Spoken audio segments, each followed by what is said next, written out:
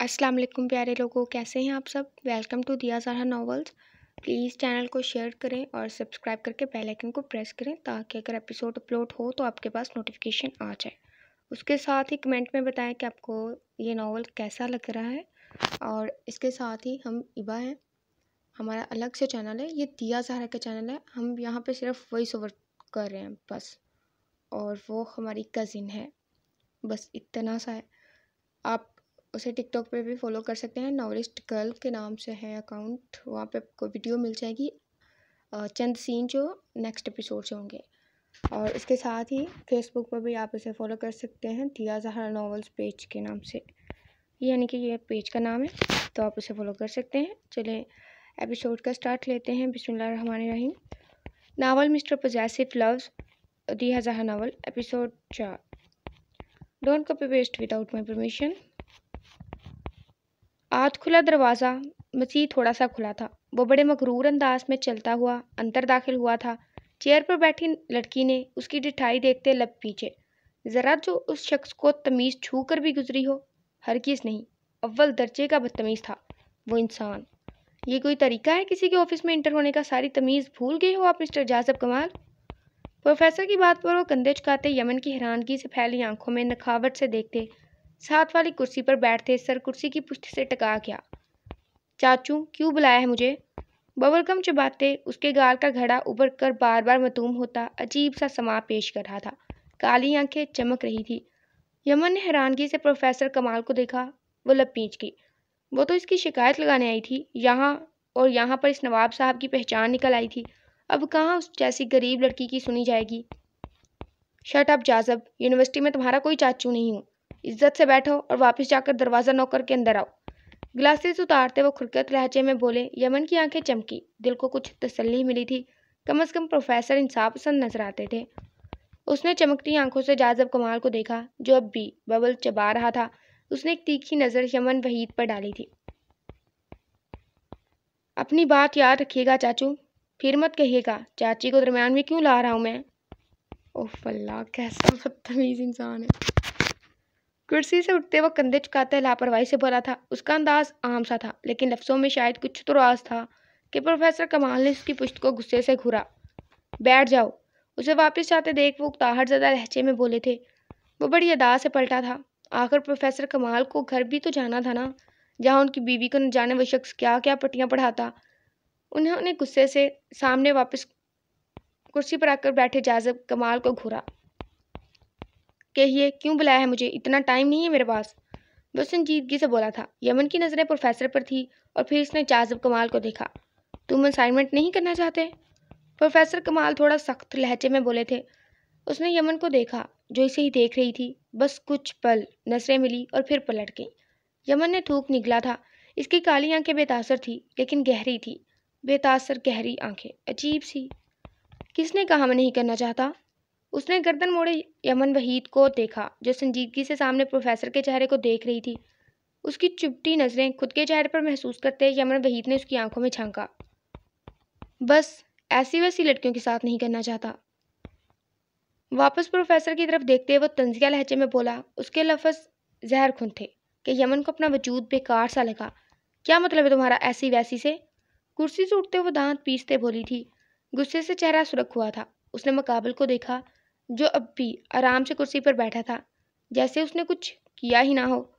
क्या तुम्हें नहीं पता ऐसी वैसी का क्या मतलब होता है? क्या तुम्हें वजाहत दूं मैं? चेयर से उठते वो नीचे झुकते उसके चेहरे के करीब चेहरा ले जाते एक आईब्रो चुका कर बोला था। यमन की आंखों में पानी भरा। उसने प्रोफेसर को देखा और फिर दरवाजे की तरफ, जहाँ हल्की हंसने की आवाज़ें बाखूबी वो सुन सकती थी। सही। गहरा सांस भरते उसकी सांस तेज हुई थी, जैसे वो खुद को कुछ भी बुरा कहने से बाज रख रही हो। तुम तो बखूबी जानते होगे ऐसी वैसी का मतलब मिस्टर जाज़ब कमाल। आखिर को तुम्हारे खानदान में ऐसी वैसी ही तो पाई जाती हैं। हाथ सीने पर बांधते उसने मुकाबल को पल भर में आग लगा दी थी। गुस्से से तने चेहरे समेत इसने इस नाजुक लड़की को देखा, जिसकी आंखों में पानी भरा था, लेकिन ज़बान अभी भी तेजी से चल रही थी, जो इसे जहर लगी थी। क्या याद नहीं आपको किस माँ की औलाद हैं आप? किस बाप का खून है आप में? काफ़ी शोहरत हासिल की है आपने इस मामले में भी। नहीं? आबरू चुकाते वो तंसिया हुई थी। اس کی آواز اتنی تھی کہ باہر کھڑا گروپ بخوبی سن سکتا تھا۔ پروفیسر کمال نے شدید پریشانی میں جاذب کمال کو دیکھا۔ اس نازک لڑکی نے انجانے میں اس کی دکھتی رگ پر پاؤں رکھا تھا، جس کا انجام نہ جانے کیا ہونے والا تھا۔ بکواس بند کرو اپنی ذلیل لڑکی، ابھی اسی وقت بکواس بند کرو اپنی، ورنہ۔ انتہائی تیش میں چلاتے وہ اس کی جانب بڑھا تھا، جس پر یمن کو پل بھر میں خوف محسوس ہوا تھا۔ اس کے تیور بہت سخت تھے، جلا دینے والے یا شاید مار دینے والے۔ کیا بکواس کی تم نے میری ماں کے بارے میں؟ یہی قبر بنا کر زندہ دفنا دوں گا تمہیں۔ اس تک پہنچتے اس نے سختی سے اس کا گلا دبوچا تھا۔ یمن کو اپنی سانسیں یکدم کم ہوتی محسوس ہوئی تھی۔ مقابل کے اتنے شدید ری ایکشن پر اس کی ریڑھ کھیٹی سنسنا اٹھی تھی۔ چھوڑو مجھے پلیز۔ اس کے کثرتی ہاتھ پر اپنا ہاتھ مارتے وہ اسے خود سے دور ہٹانے کی کوشش کر رہی تھی، جب پروفیسر کمال نے آگے بڑھتے اسے قابو کرنا چاہا تھا، جو بپھرا شیر بنا ہوا تھا۔ جاذب چھوڑو اسے، مر جائے گی وہ۔ پروفیسر کمال اسے سختی سے اس لڑکی سے دور کرنے کی کوشش کر رہے تھے، جس کی سانسیں بس تھمنے والی تھی۔ اس کا چہرہ حد سے زیادہ سرخ ہو گیا تھا۔ سانسوں کی شدید کمی کے باعث وہ ہاتھ پاؤں مار رہی تھی۔ موت جیسے سامنے نظر آئی تھی اسے جاذب کمال کے روپ میں۔ جاذب! پروفیسر کمال نے اپنی پوری طاقت لگاتے سے سختی سے یمن وحید سے الگ کیا تھا۔ چٹاک! تھپڑ لگ گیا بیچارے کے۔ نہیں، بیچارہ نہیں کہہ سکتے، غلط ہے یہ۔ ایک تھپڑ اس کے چہرے پر مارتے انہوں نے اسے جیسے ہوش دلانا چاہا تھا، جو اب جبڑے پیچھے انہیں دیکھ رہا تھا، اور ساتھ کہہ ڈاتی نظر فرش پر گری یمن پر ڈالی۔ پاگل ہو گئے تم، دفعہ ہو جاؤ یہاں سے۔ وہ غصے سے چیخے تھے۔ جاذب کمال کے ہاتھوں میں لرزش تھی۔ غصے کے باعث اس کے ہاتھ کانپ رہے تھے اور آنکھیں سرخ ہو رہی تھی، جس سے اس بات کا اندازہ صاف لگایا جا سکتا تھا وہ غصے کا بے حد تیز تھا۔ تم ٹھیک ہو؟ پروفیسر کمال نے بیٹھتے یمن کو دیکھا تھا، جو گہرے گہرے سانس بھر رہی تھی۔ آنسو اس کے گالوں پر پھسل رہے تھے۔ اس نے خوف سے نظر اٹھا کر جاذب کمال کو دیکھا۔ بہت پچھتاؤ گی تم، اس حد تک تمہیں مجبور کر دوں گا یمن وحید، میرے پاؤں میں گر کر معافی مانگو گی تم۔ کرسی کو ٹھوکر رسید کرتے وہ آندھی طوفان بنا وہاں سے نکلا تھا، جہاں باہر کھڑے اسٹوڈنٹس اس کے غصے کا سوچتے ڈر کر 2 قدم پیچھے ہوئے تھے۔ پروفیسر نے اس نازک اندام لڑکی کو کرسی پر بیٹھاتے پانی کا گلاس دیا تھا۔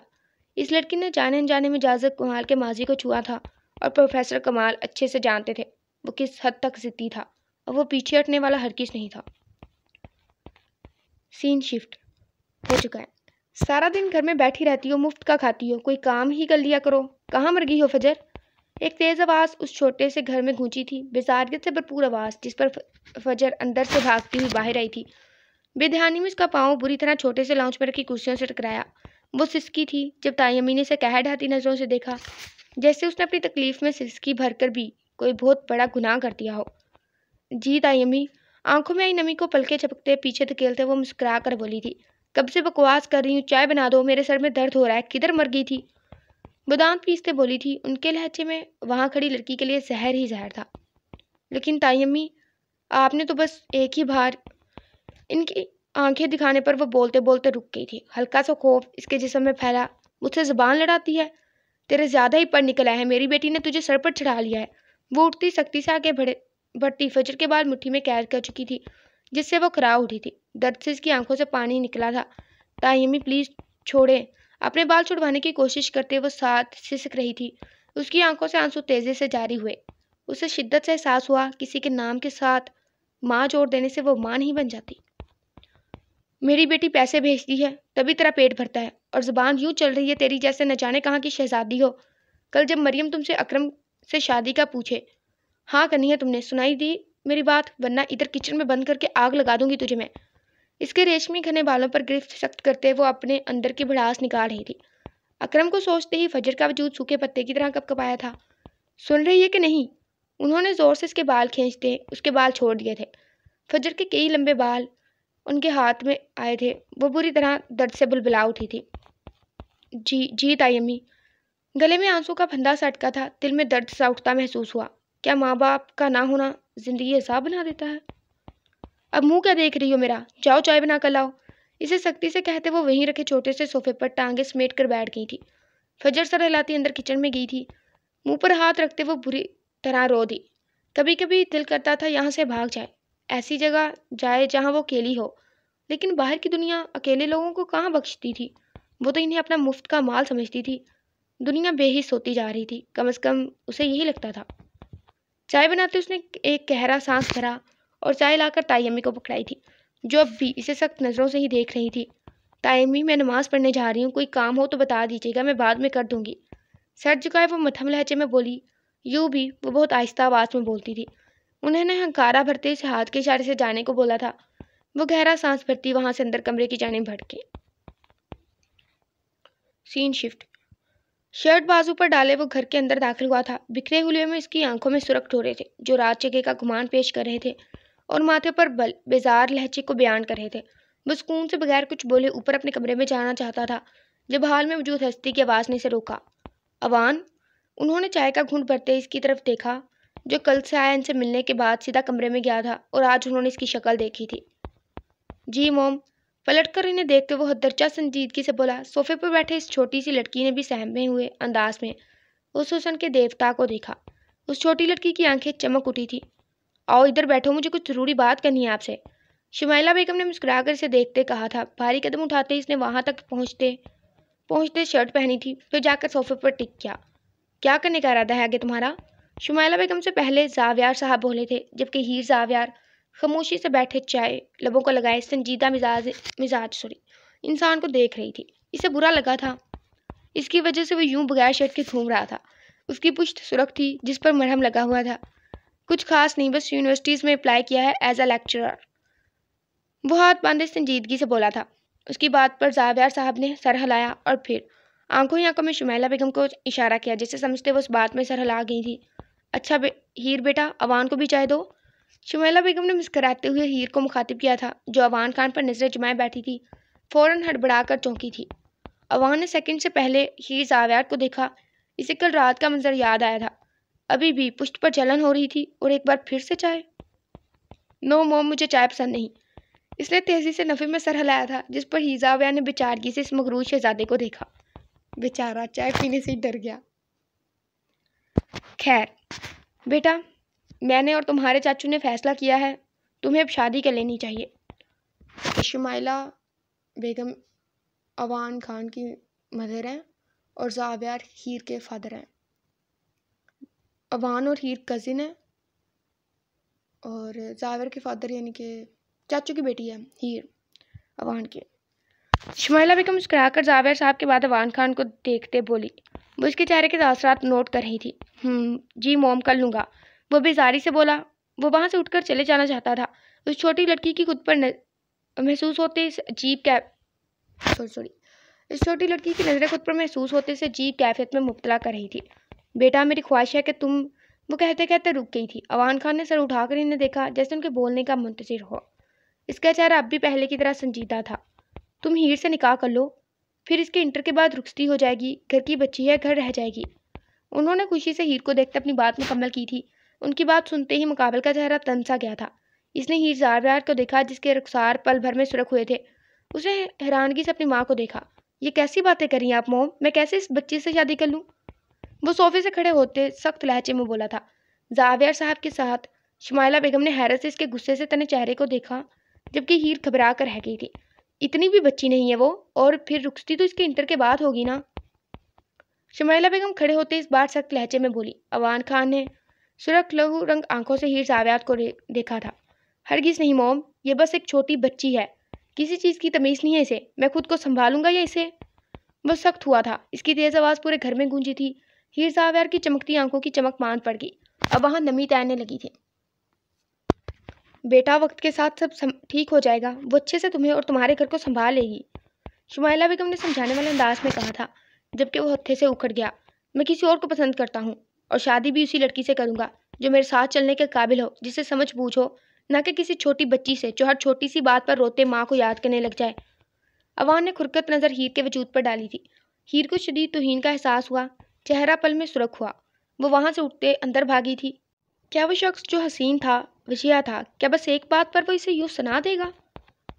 تمیز سے بات کرو اوان، تمہاری شادی صرف ہیر سے ہوگی، صرف ہیر سے، ورنہ مجھے ساری زندگی مت بلانا تم۔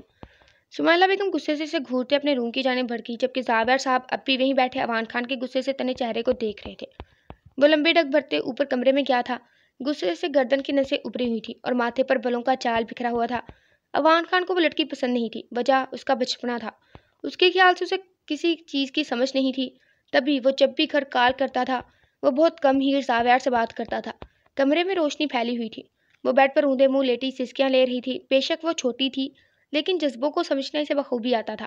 بے شک اسے عوان خان سے طوفانی محبت نہیں تھی لیکن عوان خان ہیر زاویار کو پسند تھا۔ وہ ہر بار ایک سائڈ پر کھڑے ہو کر ویڈیو کال پر اسے دیکھا کرتی تھی، اس کی آواز سنتی تھی، نہ جانے وہ اس سے اتنا چڑھتا کیوں تھا۔ اس نے بے دردی سے اپنی آنکھیں ڈھک کر ڈالی تھی۔ سو کرتے اس نے عوان خان کو سوچا تھا، وہ شخص ایسا تھا کہ اسے چاہا جائے۔ وہ اس کی کچی عمر کی پسند تھا اور یوں بھی اس میں اس کا کوئی قصور نہیں تھا۔ خود شمائلہ بیگم نے کہا تھا وہ عوان خان کی دلہن بنے گی، اسی گھر میں رہے گی۔ تبھی تو وہ شخص اس کے ننھے ذہن پر سوار ہو گیا تھا۔ کچی عمر کی پہلی پسند، اور پہلی پسند کہاں دل و دماغ سے اترتی ہے، اور مقابل شخص نے کتنے رحمانہ طریقے سے اس کے جذبات کی، اس کی پہلی پسند کی توہین کی تھی۔ کیا وہ شخص اتنا سخت تھا کہ کسی کی آنکھوں میں چمکتے جذبات تک اسے سمجھ نہ آئے؟ وہ غصے سے آنسو صاف کرتے اٹھی تھی اور پھر کمرے سے باہر نکل گئی۔ وہ شخص آخر خود کو سمجھتا کیا تھا؟ ہیر زاویار اسے اچھے سے باور کروانا چاہتی تھی کہ ہیر زاویار کی جوتی کو بھی اس کی پرواہ نہیں، لیکن دل، ہیر زاویار کا دل اس بات پر اتفاق تو نہیں رکھتا تھا۔ جاری ہے۔ نیچے رائٹر نے لکھا ہے چلاک کوسی دیا، جیسے کہ وہ سٹارٹنگ سے لکھتی ہیں اپنے بارے میں، ہمیں نہیں پتہ کس حساب سے وہ چلاک ہیں۔ خیر، ایپیسوڈ اینڈ ہو چکی ہے۔ امید ہے کہ آپ کو ایپیسوڈ پسند آئی ہو۔ لاسٹ ٹائم ہم نے بولا تھا کہ ہم نہ ایپیسوڈ دیں گے ایک اور۔